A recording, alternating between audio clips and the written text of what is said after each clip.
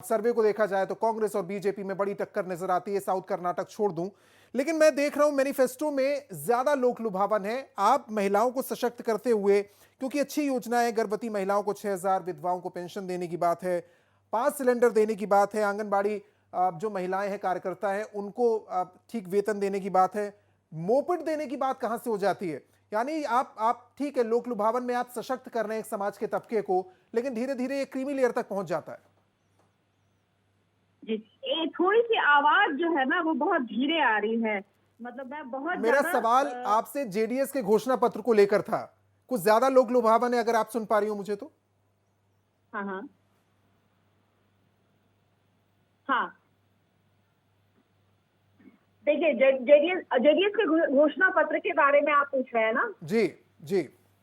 हाँ, तो ठीक है, जेडीएस ने सबसे पहले अपना घोषणा पत्र जेडीएस ने ही दिया था, तो बाकी हम कहेंगे कि जेडीएस के घोषणा पत्र में जो कमी या जो कुछ भी रह गया था, जहां से उनको लगा हो, तो बाकी दोनों पार्टी के लिए सहूलियत रही होगी कि वो उसका मूल्यांकन करने के बाद या फिर मतलब उसके नफा नुकसान पे विचार करके फिर अपने को वो करें। लेकिन जेडीएस ने अपने जो उसका एक रहा है, जो उसका संगठनात्मक और वैचारिक या जो उसका वोट बैंक रहा है, महिला फार्मर मतलब किसानों पर खास तौर पे ज्यादा उनका हमेशा रहा है। और वो मैसूर मांड्या जो रीजन है कर्नाटक का, उसमें उनका स्ट्रांग होल्ड भी है। तो ये वो इलाका है जो कि मतलब खेती की दृष्टि से देखा जाए तो कर्नाटक का सबसे समृद्ध इलाका भी है। कर्नाटक का ज्यादातर इलाका एरिड जोन में आता है, जबकि मांड्या और मैसूर का इलाका शुगर केन, गन्ने की खेती और इन सब के लिए, और बाकी मतलब अपेक्षाकृत ज्यादा जो है कृषि के उससे लिहाज से ज्यादा वहाँ पे विविधता है।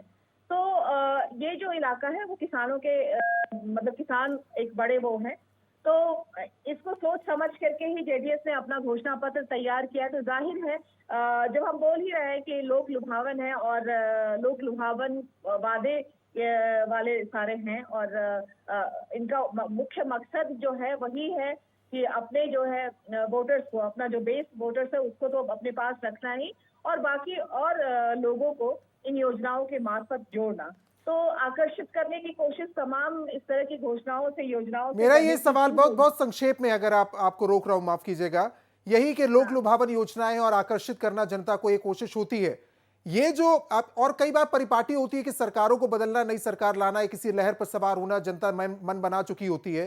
कर्नाटक के बीच आप ये पा रही है कि जनता मन बना चुकी है, या वो इंतजार कर रही थी मैनिफेस्टो में क्या होता है, घोषणा पत्र में क्या होगा, तो हम देखेंगे और मन बनाएंगे? ऐसा फर्क है? नहीं, ये नहीं है। हम इसको ये देखेंगे कि ये एक परंपरा है जिसका पालन किया गया है, खास करके इस चुनाव में। तो बिल्कुल मैं कहूंगी कि ये जो तमाम घोषणा पत्र है, आप इसको इस तरह से देखें कि और स्पष्टता से पार्टी का जो है और जो व्यापक तौर पे उनका क्या कार्यक्रम है, क्या प्रोग्राम है, उसको उसमें स्पष्टता मिलती है। और आगे जो है मतलब जैसे बात पिछले टर्म पे इनका क्या था, और आगे अपनी राजनीति को किस दिशा में कितना जनोन्मुखी और कितना उस तरह से बना रहे, तो इसके विस्तार के तौर पे, एक्सटेंशन के तौर पे इसको हम देख सकते हैं। लेकिन जो बेसिक चीज है, मैंने कहा ना कि ये घोषणा पत्र है, लेकिन ये घोषणा पत्र इस बात का जवाब नहीं हो सकता है कि ये सरकार जो है 40% कट की सरकार है, ये या फिर सिलेंडर के दाम क्यों इतना ज्यादा रहे, या हमारी भी कोशिश ये थी मनोरमा जी, ये जो मैनिफेस्टो है तीनों सामने रखे जाएं, इनका क्रमबद्ध तरीके से समझाया जाए कि जनता से क्या वादे किए गए हैं। और हम लगातार कर्नाटक के चुनाव पर बात भी कर रहे हैं, असल मुद्दों को लेकर भी। घोषणा पत्र थोड़ा सा मोमेंटम ये देते हैं कि जनता क्या को लेकर जो अलग अलग पार्टियां वो क्या सोचती है और क्या विजन लेकर जाएंगी अगर वो सरकार बनाने में कामयाब होती है अगले 5 सालों में, तो उनकी सोच क्या और किस तरह के वादे के साथ, किस तरह के विजन के साथ वो सरकार चलाएंगे। ये कोशिश होती है इस विजन डॉक्यूमेंट को देखने की, समझने की। बहुत बहुत शुक्रिया हमारे साथ जुड़ने के लिए, इस चर्चा में शामिल होने के लिए। एक और लाइन में बस बोलना चाहूंगी, कांग्रेस का है शायद घोषणा पत्र में जो गृहिणियों को उन्होंने 2,000 रुपए देने की बात की या 1,000 रुपए देने की बात, ये काफी आकर्षक है और महिलाओं को आकर्षित करने वाला है ये। और ये मेरे ख्याल से एक नया इससे एक नए तरह का अगला चरण जो है। और हम ये भी देखेंगे कि जब ये नतीजे आते हैं, जब भी चुनावी नतीजे आएंगे, महिला वोटर्स किस तरफ गए, क्योंकि तीनों घोषणा पत्र में महिलाओं को ही ज्यादा फोकस किया गया है, तो इस पर भी नजर हमारी रहेगी। शुक्रिया आपका हमारे साथ चर्चा में जुड़ने के लिए।